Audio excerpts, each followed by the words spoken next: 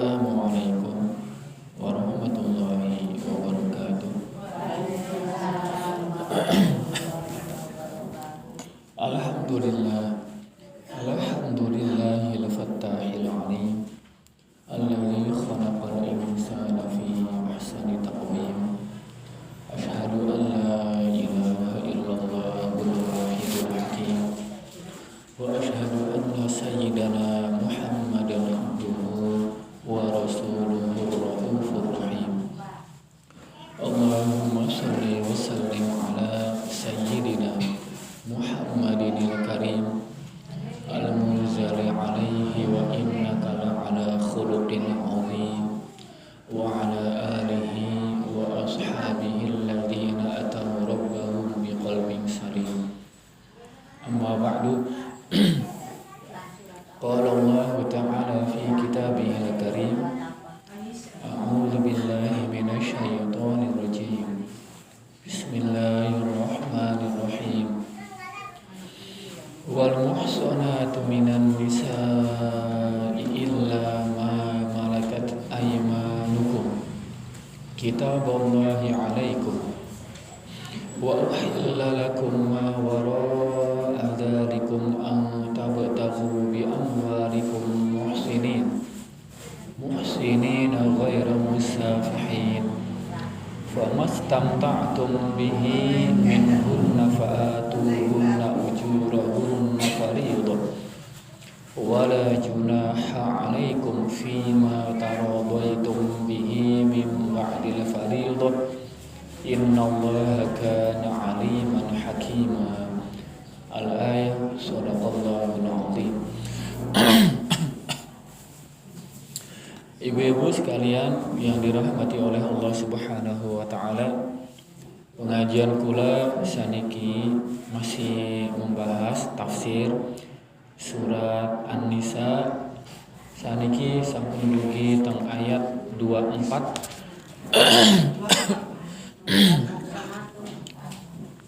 ayat 24. Teng pundi Gusti Allah Subhanahu wa taala berfirman, a'udzu billahi minasy syaithanir rajim. Bismillahirrahmanirrahim.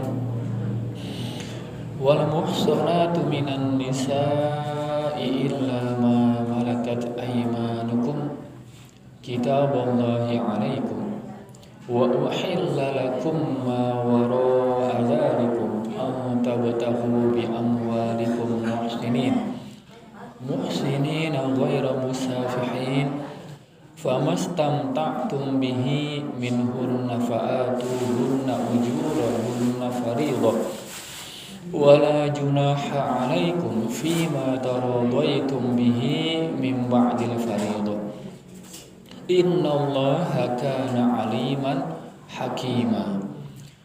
Dan diharamkan juga kamu menikahi perempuan yang bersuami, perempuan yang sudah punya suami, kecuali hamba sahaya perempuan yang kamu miliki sebagai ketetapan Allah atas kamu.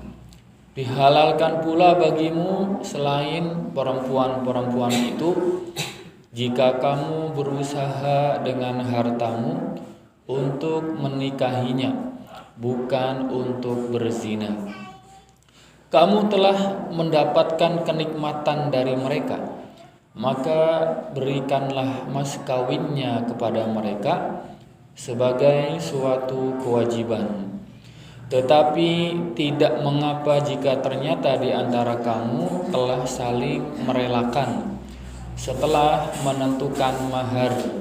Sungguh Allah Subhanahu wa taala Maha mengetahui dan maha bijaksana.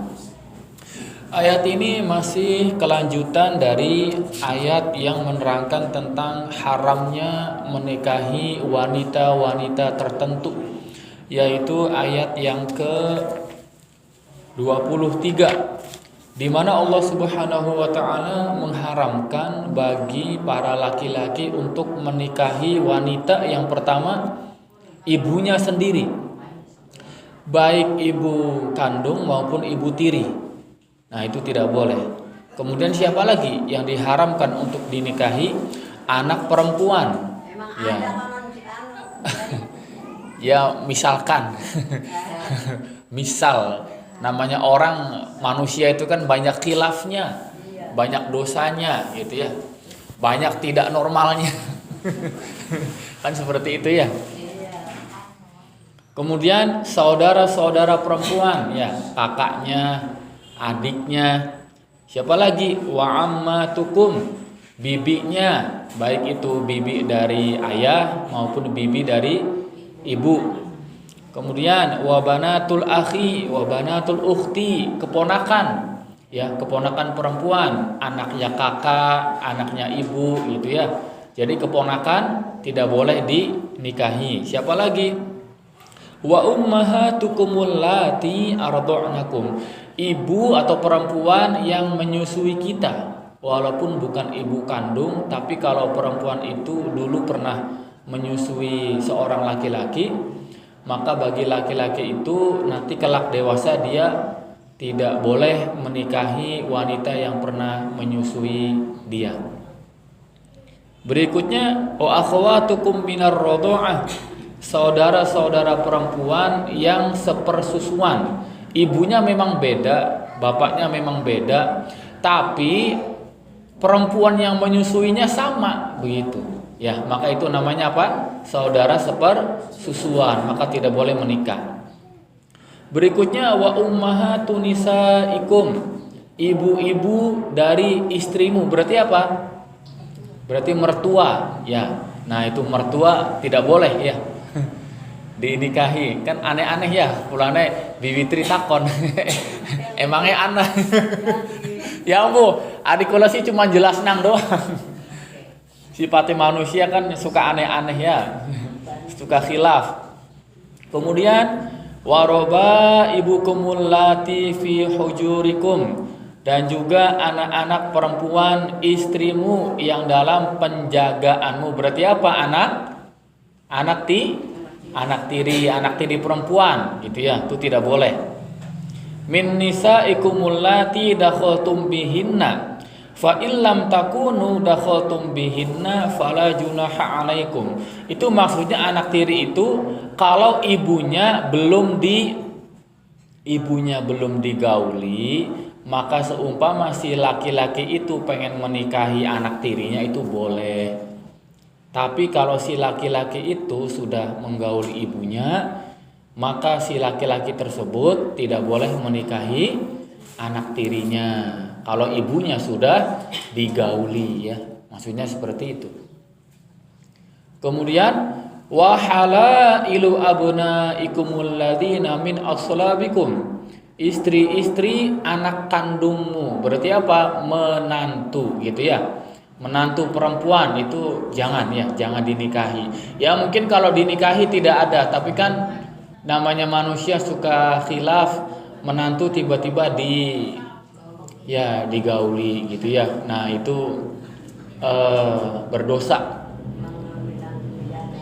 Wa antajma'u bainal ukhtaini, dan menghimpunkan dua perempuan yang bersaudara, kakak adik, kedua-duanya dinikahi gitu ya, dinikahi dalam satu ikatan pernikahan. Artinya apa? Artinya boleh kita mengawini adik ipar kita, tapi kalau kakaknya sudah meninggal gitu ya, atau sudah diceraikan.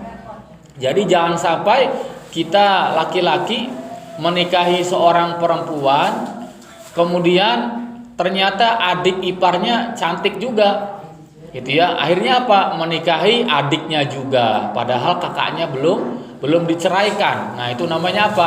Mengumpulkan dua saudara perempuan gitu ya, kakak dan adik. Nah, itu tidak boleh. Illa ma qad salaf, kecuali yang telah terjadi pada masa lampau ketika zaman jahiliyah. Nah, itu dimaafkan ya, diampuni. Innallaha kana ghafurur rahima, sesungguhnya Allah Maha Pengampun lagi Maha Penyayang. Kita lanjut ke ayat berikutnya. Wal muhsanatu minan nisa'i illa ma malakat aymanukum. Dan juga diharamkan bagi kalian yaitu menikahi perempuan-perempuan yang telah bersuami. Nah, perhatikan. Di sini Allah Subhanahu wa taala menggunakan kata al-muhsanat wal muhsanat.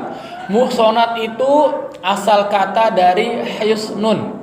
Husnun itu artinya benteng. Kenapa benteng? Artinya begini.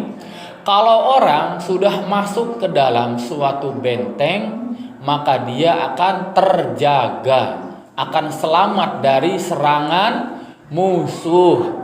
Nah, begitu juga seorang perempuan yang sudah mempunyai suami, maka perempuan tersebut secara otomatis akan terjaga.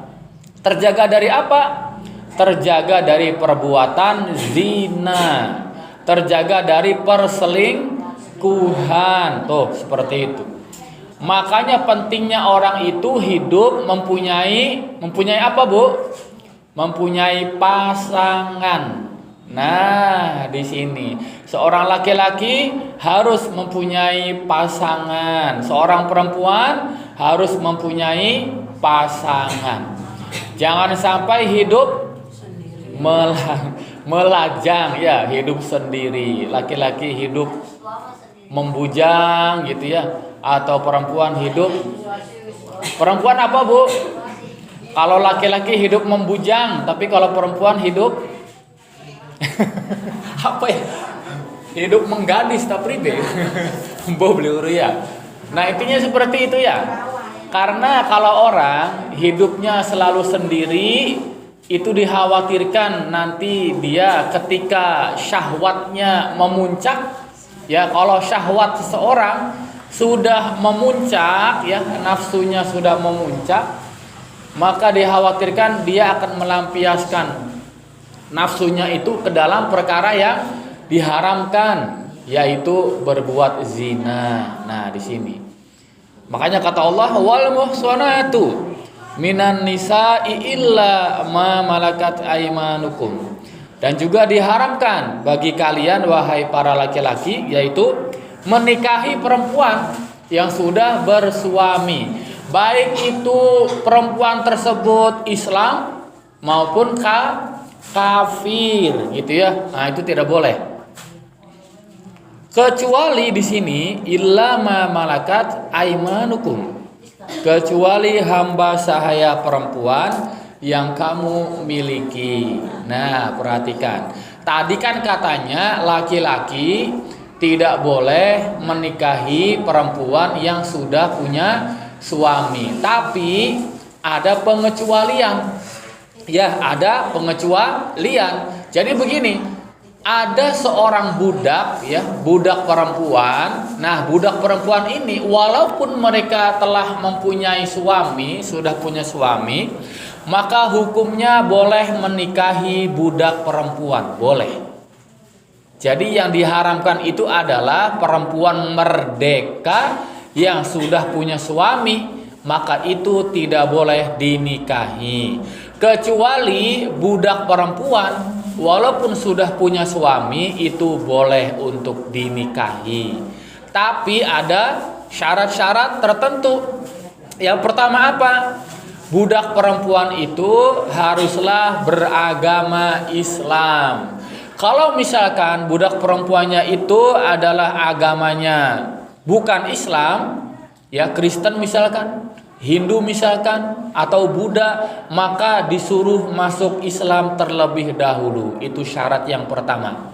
Syarat yang kedua adalah suami dari budak perempuan tersebut adalah berada di negara kafir yang memerangi orang Islam.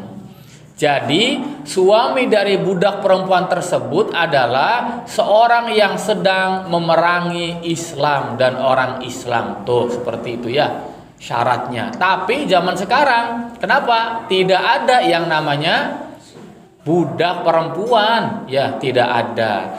Maka jangan berhayal. Ya, jangan berhayal umat Islam perang melawan Yahudi, melawan Israel misalkan, melawan orang kafir.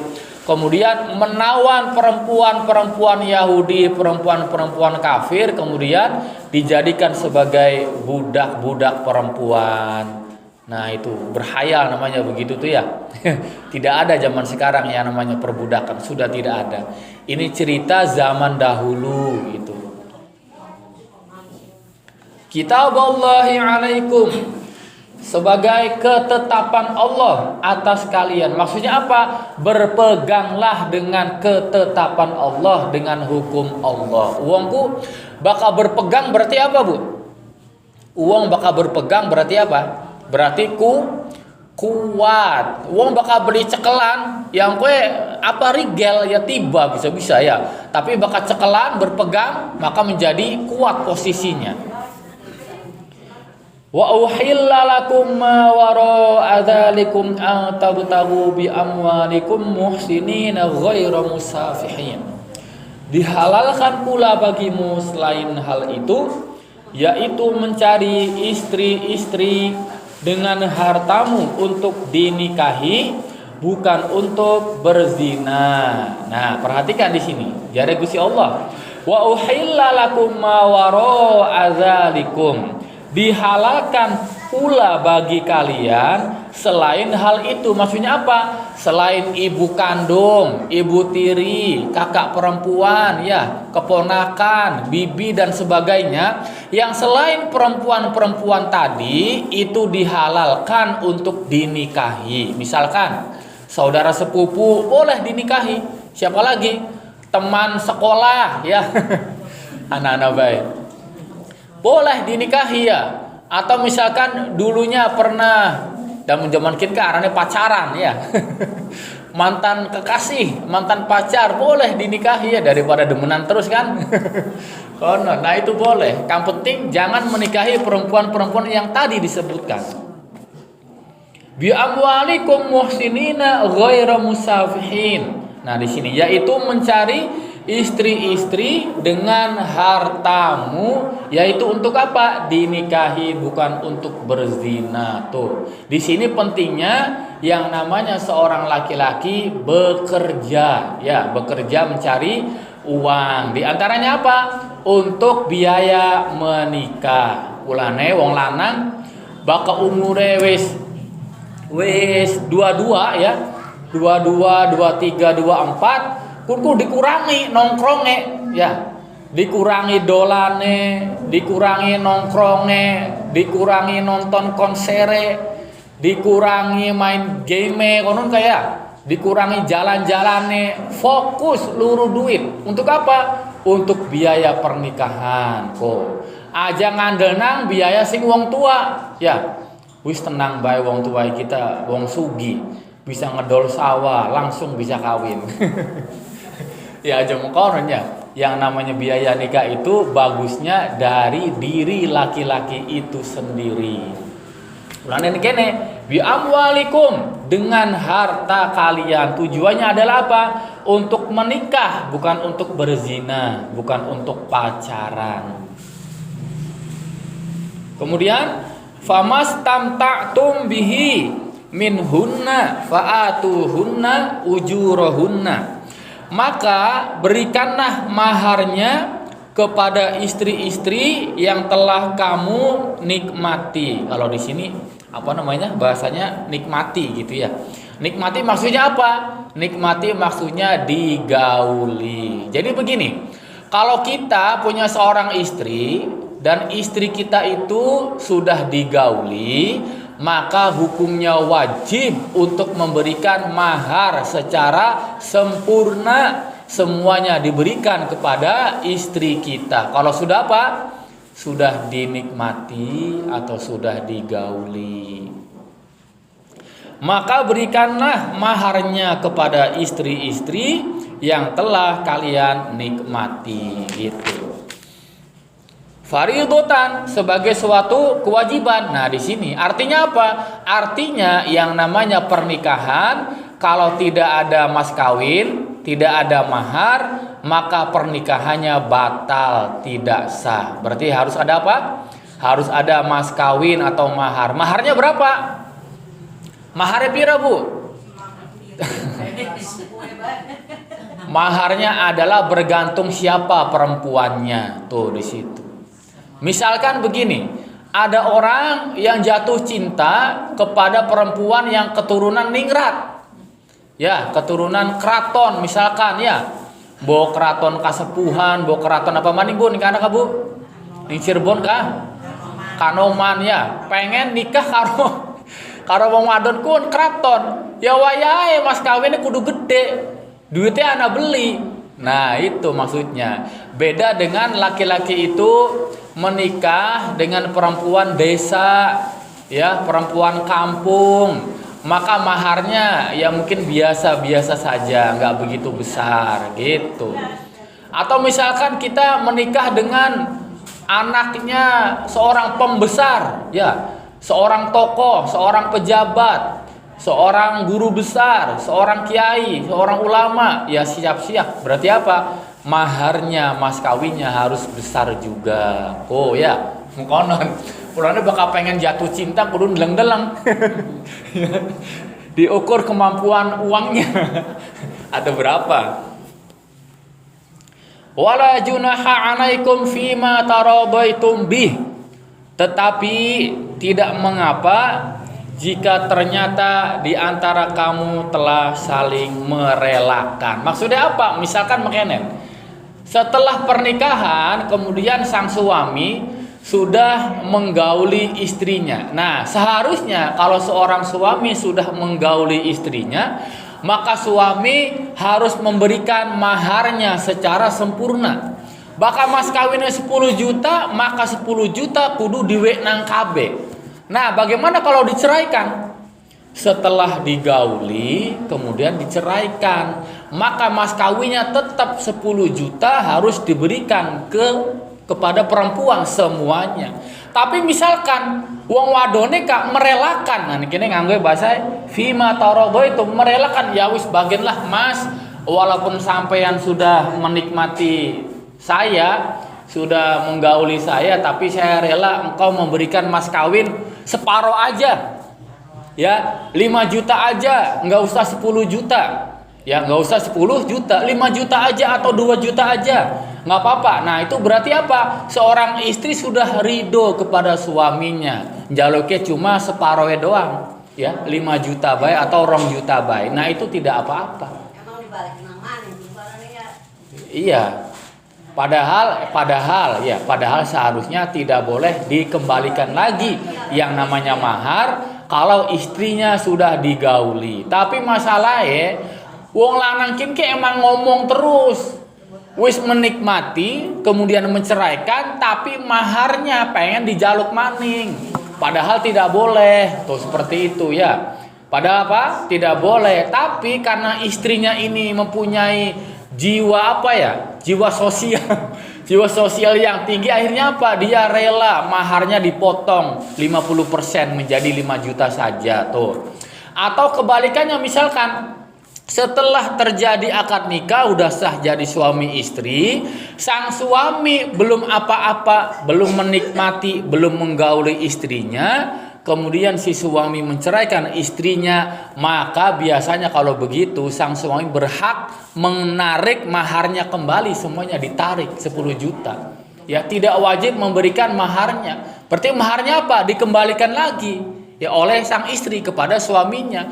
Tapi suaminya mengatakan, wahai istriku, walaupun engkau belum aku gauli dan aku berhak dengan mas kawin ini, aku tarik kembali semuanya, aku berhak. Tapi karena engkau telah menerima cintaku dan engkau telah bersedia menerimaku dan kita sudah menikah, tapi sekarang ini aku berikan mas kawin ini secara semuanya, secara keseluruhan gitu. Ya, kemudian diceraikan.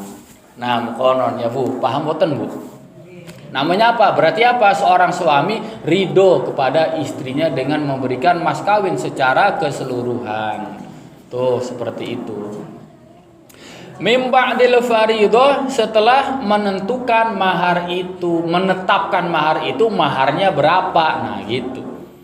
Innallaha kana aliman hakima, sungguh Allah maha mengetahui. Mengetahui apa? Mengetahui kemaslahatan seorang hamba. Hakiman, dan juga maha bijaksana. Bijak apa maksudnya? Jadi Allah Subhanahu wa taala menentukan hukum-hukum tentang perkawinan itu semuanya pasti ada hikmahnya di balik hukum tersebut. Ayat berikutnya, wa man lam yastati' minkum, dan barang siapa di antara kamu wahai para laki-laki yang tidak mempunyai kemampuan. Perhatikan. Nah ini kene jare Gusti Allah, dan barang siapa di antara kalian wahai para laki-laki yang tidak mempunyai kemampuan. Tidak mempunyai kemampuan apa? Maksudnya tidak mempunyai kemampuan dari segi biaya. Bukan kemampuan dari segi biologis, bukan. Ya, yang namanya laki-laki seharusnya kalau normal dia mempunyai kemampuan biologis. Tapi tidak semua laki-laki yang mempunyai kemampuan biologis itu dibarengi dengan kemampuan harta. Nah, di sini. Ulane kene jare Gusti Allah, taulan ayyang kihal muhsanatil mu'minati. Biaya, tidak mempunyai kemampuan biaya. Untuk apa? Untuk menikahi perempuan-perempuan merdeka yang beriman. Tuh, misalkan ada seorang laki-laki yang umurnya sudah cukup. Ya mungkin 25, mungkin 30, mungkin 35, dan dia tidak punya bekal yang cukup untuk menikahi perempuan yang merdeka, soalnya terlalu gede biaya. Ya biaya resepsi, biaya apa maning Bu? Seserahan, biaya uang dapur, mas kawin. Jadi totalnya adalah 100 juta semuanya misalkan. Sementara DWK cuma ana duit 5 juta.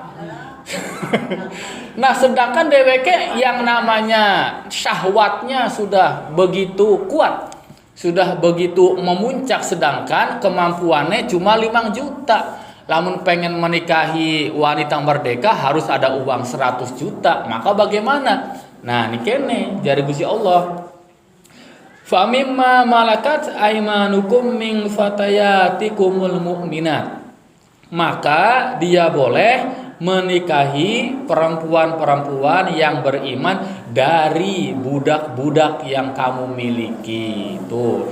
Ya wis, bakal duitnya cuma 5 juta, engkau kawinnya karo budak perempuan baik. Jangan dengan wanita merdeka. Kenapa? Karena yang namanya budak perempuan itu maharnya lebih ringan, lebih kecil daripada wanita merdeka. Misalkan maharnya wanita merdeka adalah 10 juta.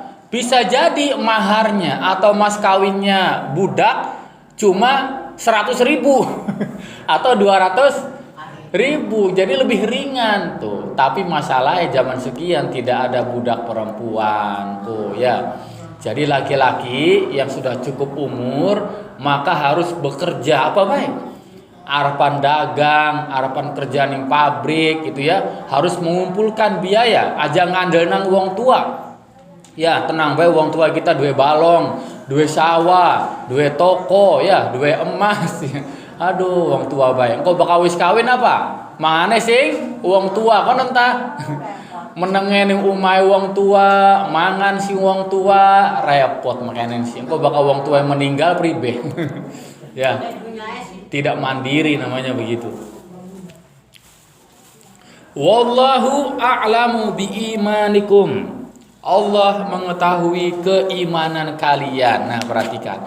Walaupun dari segi derajat sosialnya wanita merdeka ini lebih tinggi daripada budak, tapi jare Gusti Allah, wallahu a'lamu biimanikum. Allah mengetahui keimanan kalian. Boleh jadi imannya budak perempuan ini lebih tinggi, lebih hebat daripada imannya wanita merdeka. Tuh, seperti itu. Kalau begini ceritanya, maka derajatnya seorang budak perempuan yang imannya lebih tinggi, dia di mata Allah lebih tinggi derajatnya daripada wanita yang merdeka. Ba'dukum min ba'd, Sebagian kamu adalah dari sebagian yang lain dalam masalah iman, saudara seislam dan seiman. Fankihuhunna biizni ahlihinna. Karena itu nikahilah mereka dengan seizin tuannya. Nah, begini. Jadi yang namanya budak perempuan itu walinya adalah bukan orang tuanya. Tapi walinya adalah tuannya, orang yang mempunyai budak perempuan tersebut yang menjadi wali pernikahannya. Kalau wanita merdeka, siapa yang jadi walinya? Wanita merdeka yang jadi walinya adalah ayahnya, kakeknya, pamannya, saudaranya, gitu ya, sepupunya dan sebagainya. Tapi kalau walinya budak adalah bukan orang tuanya, melainkan tuannya, ya, seperti itu. Makanya kalau orang pengen nikah dengan budak perempuan, maka harus minta izin bukan kepada orang tuanya, tapi minta izin kepada tuannya, kepada majikannya. Wa atuhunna ujurahunna bil ma'ruf. Dan berikanlah mas kawin mereka secara layak. Tuh ya. Jangan mentang-mentang menikahi budak perempuan, kemudian mas kawinnya dibikin lalawora. Lamun bahasa Jawa kayak mas kawinnya lalawora. Wah, kadogen budak wis bae. Paye bae apa nikah duit 10.000 misalkan ya. Atau duit 20.000. Nah, jangan seperti itu ya. Tapi harus dimuliakan juga walaupun seorang budak perempuan. Tapi pertanyaannya, budak perempuan ini kalau mendapatkan mas kawinnya untuk siapa? Maka mas kawinnya adalah untuk majikannya, untuk tuannya, bukan untuk budak perempuan itu sendiri, bukan.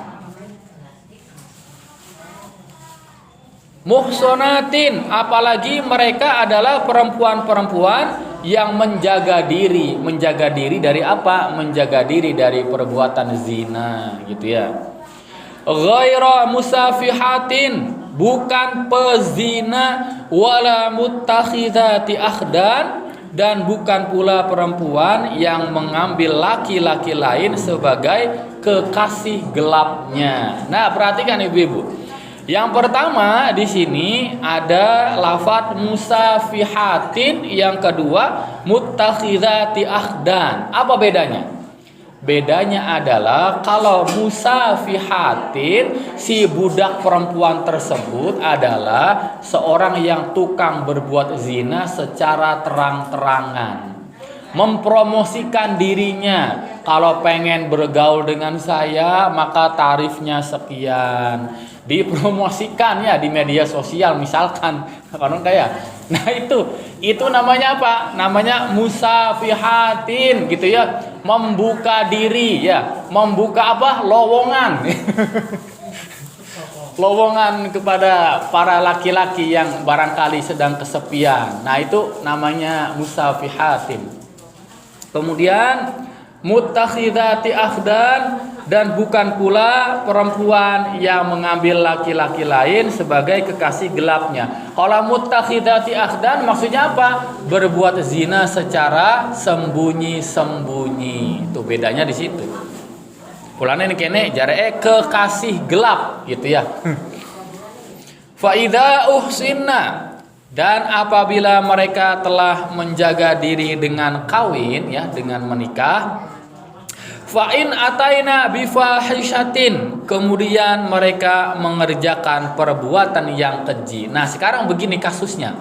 Misalkan budak perempuan tersebut sudah menikah, setelah menikah dia malah berbuat zina, dia selingkuh, maka bagaimana hukumannya? Di sini dijelaskan fa'alaihinna nisfu ma 'alal muhsanati, maka hukuman bagi mereka adalah setengah dari hukuman perempuan-perempuan yang merdeka. Nah, sekarang begini, wanita merdeka yang belum bersuami, belum menikah, ketika berbuat zina, maka hukumannya apa, Bu?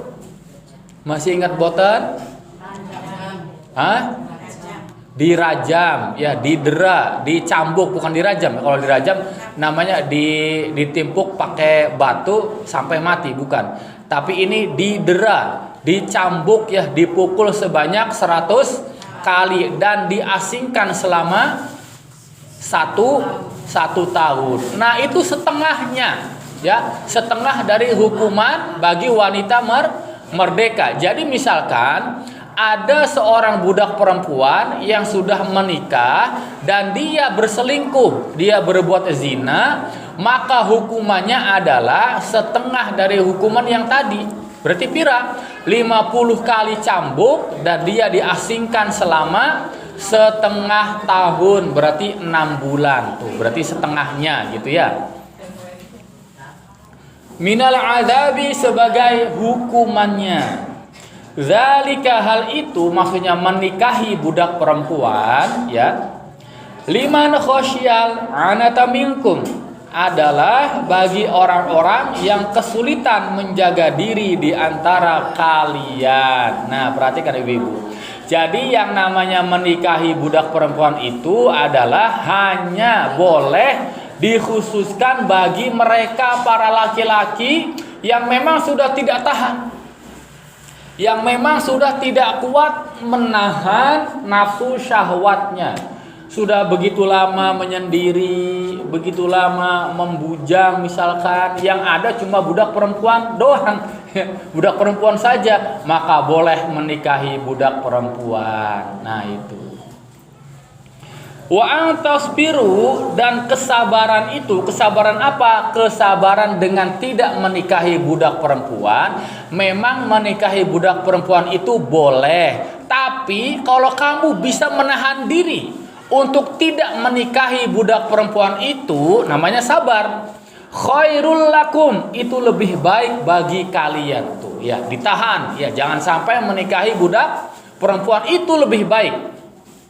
Wallahu ghafurur rahim, dan Allah Maha Pengampun lagi Maha Penyayang.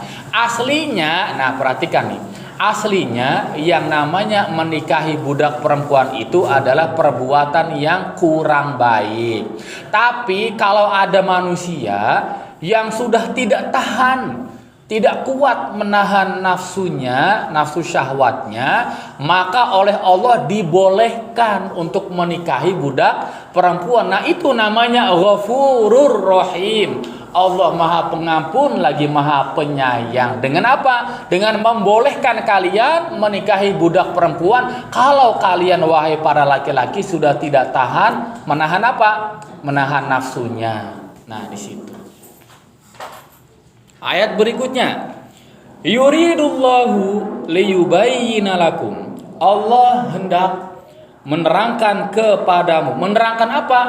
Menerangkan tentang hal-hal yang samar, tentang yang diharamkan, tentang yang dihalalkan. Wa yahdiyakum sunanal ladzina min qablikum, dan menunjukkanmu kepada jalan orang-orang yang sebelum kamu. Nah, perhatikan. Nikene jare Gusti Allah sunan, ya, sunanal ladzi. Sunan itu jamak dari sunnatun. Sunnatun itu artinya jalan hidup. Nah, di sini perhatikan sunanal ladzina min qablikum. Berarti apa? Jalan-jalan hidup orang-orang yang sebelum kalian. Tapi perhatikan, orang-orang sebelum kalian di sini maksudnya siapa? Maksudnya adalah khusus orang-orang soleh saja. Yaitu siapa? Para nabi, para rasul, para ulama, para tabi'in, para imam, dan seterusnya. Wa yatubu alaikum, dan menerima taubat kalian kalau kalian mau bertaubat. Wallahu alimun, dan Allah Maha mengetahui keadaan kalian semua. Hakimun, dan juga Maha bijaksana. Ayat berikutnya, wallahu yuridu ayyatuba alaikum, dan Allah hendak menerima taubat kalian.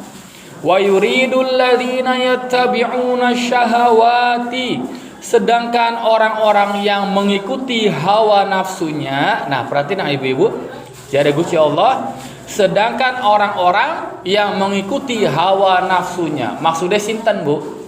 Sedangkan orang-orang yang mengikuti hawa nafsunya, maksudnya sinten?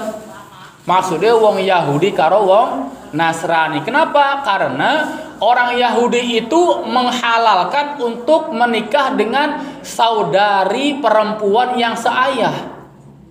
Boleh menikahi saudara perempuan yang seayah, ayahnya sama tapi ibunya beda. Nah, itu boleh kawin dengan saudara perempuan sendiri, yaitu orang Yahudi. Kalau dalam Islam jelas tidak boleh. Ya, sedangkan orang Nasrani ini adalah membolehkan yang namanya kumpul kambing. Kumpul kebo. Jadi kalau orang Yahudi itu adalah membolehkan, menghalalkan menikah dengan saudara perempuan seayah, sedangkan orang Nasrani ini membolehkan yang namanya hubungan kumpul kebo. Makanya kalau orang-orang Nasrani di luar sana itu, di Eropa dan sebagainya, mereka ini walaupun belum sah ya, tapi anaknya sudah banyak. Sudah tinggal satu rumah gitu ya, dan itu tidak ada yang melarang. Kenapa? Itu dibolehkan. Gue kawin nih, murun bakawis anaknya 5, mbok 7 ngono kayak, atau wis rada tua kah? Bakawis ngerasa saling cocok, nah dau menikah sah kononya. Sedurunge cocok sih, ya wis terus bae kumpul kebo. Nah itu orang-orang Nasrani. Iya. Ya iya, itu namanya zina. Kalau dalam Islam kumpul kebo yang namanya menikahi saudara perempuan seayah juga itu diharamkan ya, tidak boleh itu. Pulanya jari Gusti Allah, sedangkan orang-orang yang mengikuti hawa nafsunya, maksudnya siapa Bu? Yahudi dan Nasrani, angtamilu mailan azima, bermaksud agar kamu wahai orang-orang Islam berpaling sejauh-jauhnya dari kebenaran. Maksudnya apa? Maksudnya ambil wong Islam gen pada baik mengawini saudara perempuan seayahnya. Wong Yahudi ku pengen wong Islam supaya apa? Mengikuti jejak mereka, yaitu orang Islam mau menikahi saudara perempuan seayahnya. Wong Kristen, wong Nasrani pada baik pengen apa? Pengen supaya wong Islam bisa kumpul kebo ya, berbuat zina, tinggal serumah, punya anak dulu ya, 1, 2, 3 anaknya, kemudian baru menikah. Tuh orang Nasrani seperti itu. Pulane jare Gusti Allah, angtamilu mailan azima, bermaksud agar kamu berpaling sejauh-jauhnya dari kebenaran. Maksudnya apa? Kalian wahai orang Islam bisa mengikuti jejak langkah mereka juga. Ayat berikutnya, yuridullahu ayyukhaffifa ankum. Allah Subhanahu wa taala hendak memberikan keringanan kepada kalian. Keringanan apa? Keringanan boleh menikahi budak perempuan, itu namanya keringanan. Wa khuliqal insanu dha'ifa, dan manusia dijadikan bersifat lemah. Lemah apanya, Bu? Niki jare Gusti Allah, wa khuliqal insanu dha'ifa, dan manusia dijadikan bersifat lemah. Kalau di sini berbicara mengenai lemah dalam menahan hawa nafsu. Tuh di situ. Artinya apa?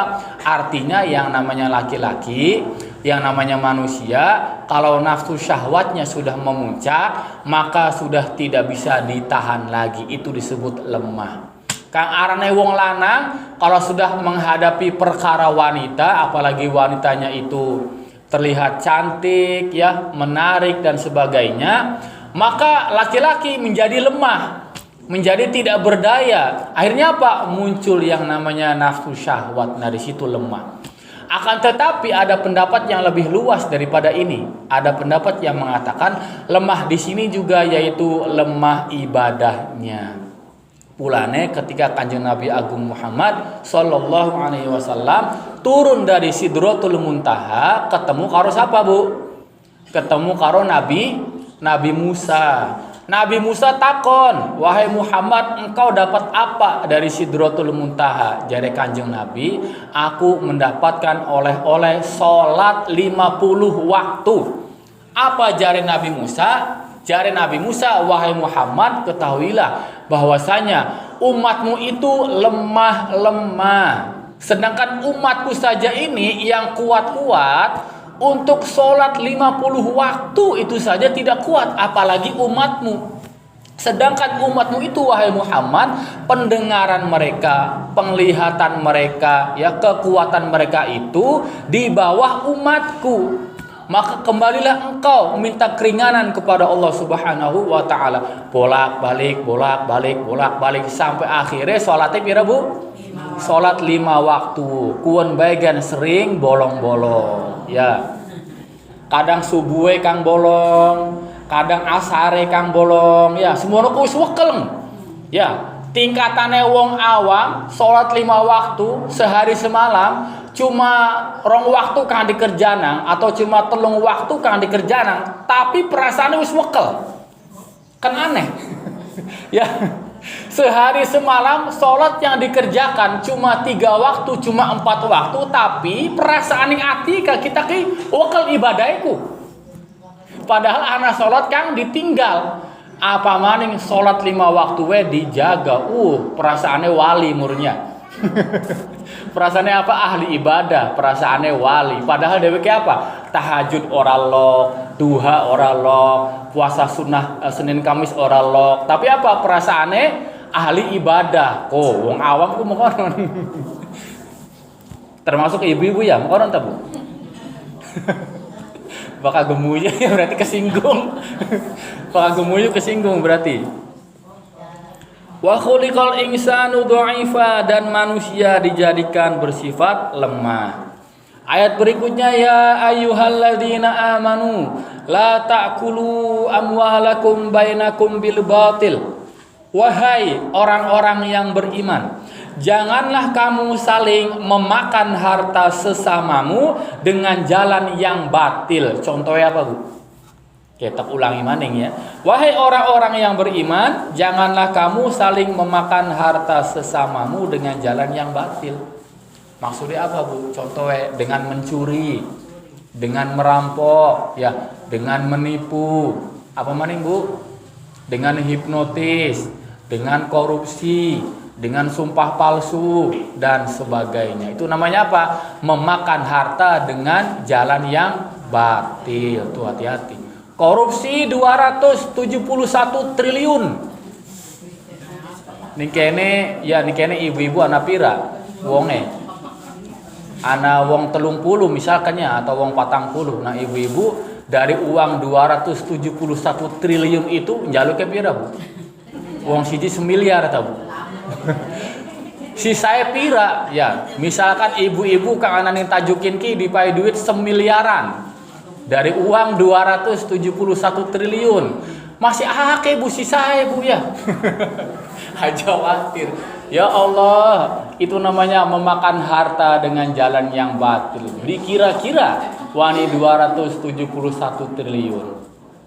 Bakal wong cilik mencuri. Ya mencuri apa, Bu? Wong cilik. Ya, wong kampung nyolong apa? Nyolong ayam. Ya, nyolong sendal. Ya, nyolong apa maning? Nyolong wiwitan misalkan, ya. Nyolong buah mangga dicolong, langsung digebugi. Digebugi, di penjara. Ternyata orang-orang yang di atas sana 271 triliun, 10 triliun, ya, 20 triliun dijaga dengan ketat dan juga enak sambil senyum. Ya, senyum mesra, ya, senyum sana senyum sini bebas gitu ya, hanya dikasih denda ringan saja sekian miliar dan juga penjara. Takutnya di penjaranya juga apa? Enak penjaranya ya, seperti hotel ya, VIP jare. Bahkan mungkin VVIP jangan-jangan. Ya udahlah, itu yang namanya hukum di dunia gitu ya. Hukum di mana? Hukum di dunia. Nanti di akhirat Allah yang akan menjadi penghukumnya, yang akan menjadi hakimnya, tidak bisa disuap. Tinggal tunggu di akhirat kelak. Kalau orang ketika di dunia dia merasa kebal hukum dan juga dia maling uang sekian triliun dan merasa bebas, jangan-jangan kok nih akhiratnya lebih berat siksaane ki. Berarti harusnya kasihan kita kepada orang ini. Jika ada orang yang korupsi sekian triliun dan dia dihukum dengan hukuman yang ringan, harusnya kita kasihan. Kenapa kasihannya? Berarti orang ini nanti hukuman beratnya di neraka. Paling berat nantinya itu ya. Pulangnya kudu kasihan kepada orang tersebut. Harus kasihan sebenarnya seperti itu. Andi kan nih. Illa angtakuna tijaratan angtarodim minkum, kecuali dengan jalan perniagaan yang berlaku dengan, nah perhatiin yang ibu, dengan apa? Perdagangan dengan suka sama suka di antara kamu. Tuh, yang namanya perdagangan ya, jual beli itu seharusnya didasari atas dasar suka sama suka, ridho sama ridhonya, pedagangnya ridho, pembelinya juga ridho. Nah, supaya ridho bagaimana? Supaya suka bagaimana? Harus saling jujur. Misalkan pedagangnya tidak boleh mengurangi timbangan, gitu ya. Kalau ada pedagang yang mengurangi timbangan, maka pembelinya tidak ridho, maka jual belinya tidak sah, seperti itu. Berarti apa? Sama saja dengan memakan harta dengan cara yang batil. Nah, di situ hati-hati itu ya. Atau misalkan begini, yang membuat tidak ridho adalah pembelinya. Pembelinya tukue dengan uang yang jeleknya minta ampun, ya. Duit blesak misalkan. Memang ini asli uangnya tapi sudah kusut, sudah kotor, sudah dekil. Kira-kira penjualnya senang tidak mendapatkan uang yang seperti itu? Walaupun asli tapi kalau uangnya udah jeleknya minta ampun, maka seorang pedagang tidak ridho. Duitnya makanya nemen sih. Atau uangnya palsu misalkan. Ya, uangnya bagus memang, tapi ternyata setelah dicek uangnya apa? Uangnya palsu. Maka berarti apa? Berarti pedagangnya tidak ridho, pembelinya ridho. Pembelinya ridho, kenapa? Karena mendapatkan barang yang bagus. Tapi pedagangnya tidak ridho, kenapa? Karena mendapatkan uang yang palsu. Nah, di sini maka harus apa? Angtarodim minkum, harus didasari ridho dengan ridho, suka dengan suka. Nah, seperti itu. Wala taqtulu anfusakum innallaha kana bikum rahima. Dan janganlah kamu membunuh dirimu sendiri, sesungguhnya Allah Maha Penyayang. Sesungguhnya Allah Maha Penyayang kepadamu. Nah, perhatiin yang ibu-ibu. Dan janganlah kamu membunuh dirimu sendiri. Maksudnya apa, Bu? Maksudnya jangan membunuh orang dengan tanpa hak, yang akhirnya membuat kamu juga layak untuk dibunuh juga, alias hukum kisos. Misalkan seperti ini, ada orang Islam tidak punya salah, tidak apa, malah dibunuh. Ya Bu, ini kan banyak terjadi yang namanya geng motor. Orang Islam lagi jalan gitu ya, lagi naik motor di jalan, kemudian tiba-tiba dibunuh oleh orang lain ya, oleh geng motor. Berarti pelaku pembunuhnya itu layak apa? Layak untuk dijatuhi hukum kisos. Nah, itu maksudnya. Dan janganlah kamu membunuh dirimu. Maksudnya apa? Janganlah kamu membunuh orang Islam dengan tanpa hak, kecuali ada alasan-alasan tertentu. Di antaranya apa? Alasannya adalah yang pertama zina muhson misalkan. Misalkan ada orang yang berbuat zina alias zina muhson, sudah berkeluarga tapi apa? Berselingkuh, berbuat zina. Nah, orang yang seperti ini layak untuk apa? Dibunuh dengan cara dirajam. Nah, itu boleh. Berarti saat itu hukumnya boleh untuk membunuh orang tersebut yang melakukan zina muhson. Atau yang kedua adalah orang yang murtad. Misalkan ada orang Islam yang dia keluar dari Islam alias murtad, maka orang yang murtad itu boleh untuk dibunuh, tapi dengan syarat-syarat tertentu. Di antaranya apa? dikasih waktu untuk bertaubat terlebih dahulu, diingatkan, dinasehati. Kalau nggak mau juga, maka yang membunuh, yang memberikan hukuman bunuh adalah pemerintah atau imam. Tuh, seperti itu ya. Paham betul ibu-ibu? Jadi kalau tidak ada alasan yang kuat, maka tidak boleh membunuh orang sembarangan. Tuh, seperti itu. Tapi yang namanya hukuman zina muhson pun, merajam orang sampai mati, itu kan di Indonesia ini yang namanya hukum Islam, karena Indonesia ini adalah agamanya itu macam-macam, ya, beda-beda agamanya, maka jangan sembarangan kita ini memberikan apa kepada orang yang berbuat salah hukuman Islam. Ya, aturan Islam, hukum Islam, jangan sembarangan. Memang yang namanya hukum Islam, syariat Islam itu adalah hukum yang terbaik. Hukum Allah adalah hukum yang terbaik, tapi ada waktunya, ada caranya, tidak sembarangan. Tidak langsung terapkan hukum Islam, tidak bisa. Tapi apa? Ada langkah-langkahnya, ada syarat-syaratnya. Sekarang begini, orang teriak-teriak tegakkan hukum Islam, tegakkan syariat Islam, sedangkan dia sendiri mungkin keluarganya masih berbuat dosa, ya, berbuat zina, berbuat maksiat, nggak ngerti agama. Tetangga kita masih banyak yang buka aurat. Sekini wis teriak-teriak tegakkan hukum Islam. Kok dikit, ajari ngaji dikit, ya, ajari sholat, ajari ibadah, dakwah. Tuh, nanti lama-lama apa? Kalau orang sudah kenal dengan agama, sudah cinta dengan agama, nanti lama-lama hukum Islam tegak sendiri. Tuh, seperti itu. Jadi nggak bisa dalam keadaan seperti ini, Islam dalam keadaan carut-marut begini belum kuat gitu ya. Orang Islam masih banyak yang jauh dari Islam, kemudian tegakkan Islam tuh tidak bisa. Ya, belum bisa. Jadi ada langkah-langkahnya, ada cara-caranya gitu ya. Jadi pelan-pelan seperti itu. Ya, ajari ngaji, dakwah dikerjakan seperti itu. Syiar Islam ditegakkan. Nanti lama-lama kalau orang sudah kenal Islam, cinta Islam, semangat Islam ada gitu ya, belajar tentang Islam, nanti lama-lama hukum Islam akan tegak sendiri. Tuh, seperti itu caranya. Innallaha kana bikum rahima, sesungguhnya Allah Maha Penyayang kepada kalian semua. Terakhir, wa may yaf'al dzalika 'udwanan wa dzulman fasawfa nuslihi nara wa kana dzalika 'ala Allahi yasira.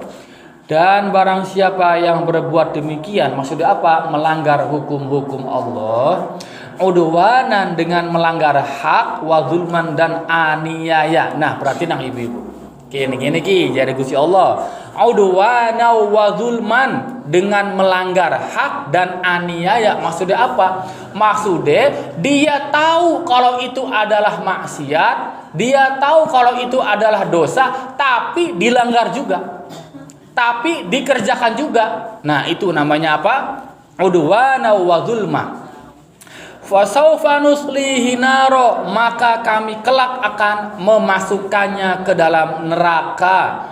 Wa kana dzalika, dan hal itu adalah 'alallahi yasira, mudah bagi Allah, bahkan sangat mudah. Wallahu a'lam bishawab. Anak angtapan Bu, soalnya mau pengajiannya mulainya lebih awal ya.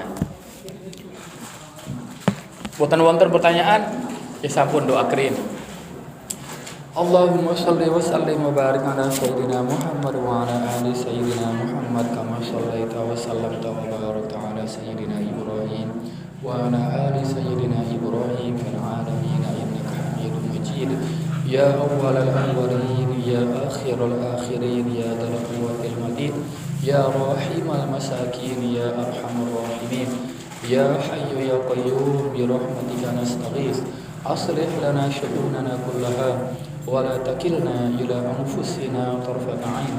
Rabbana ighfir lana dhunubana wa israfana fi amrina wa tsabbit aqdamana wansurna 'alal qaumil kafirin.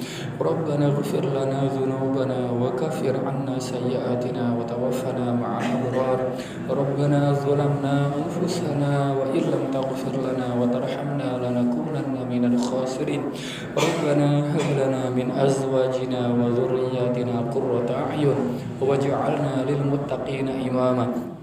ربنا تقبل منا إنك أنت السميع العليم وتب علينا إنك أنت التواب الرحيم. اللهم فقهنا في الدين وعلمنا تأويل واهدنا إلى سواء السبيل. اللهم اهدنا واهد بنا واهد الناس جميعا واجعلنا سببا لمن اهتدى. حسبنا الله لما أهمنا حسبنا الله لمن عادانا حسبنا الله لمن حسدنا حسبنا الله لمن مكر بنا حسبنا الله من جميع خلقه حسبنا الله ونعم الوكيل نعم المولى ونعم النصير. ربنا آتنا في الدنيا حسنة وفي الآخرة حسنة وقنا عذاب النار. وصلى الله على سيدنا محمد وعلى آله وصحبه أجمعين والحمد لله رب العالمين. الفاتحة. أعوذ بالله من الشيطان الرجيم. بسم الله الرحمن الرحيم. الحمد لله رب العالمين الرحمن الرحيم مالك يوم الدين. إياك نعبد وإياك نستعين اهدنا الصراط المستقيم صراط الذين أنعمت عليهم غير المغضوب عليهم ولا الضالين آمين. والسلام عليكم ورحمة الله وبركاته.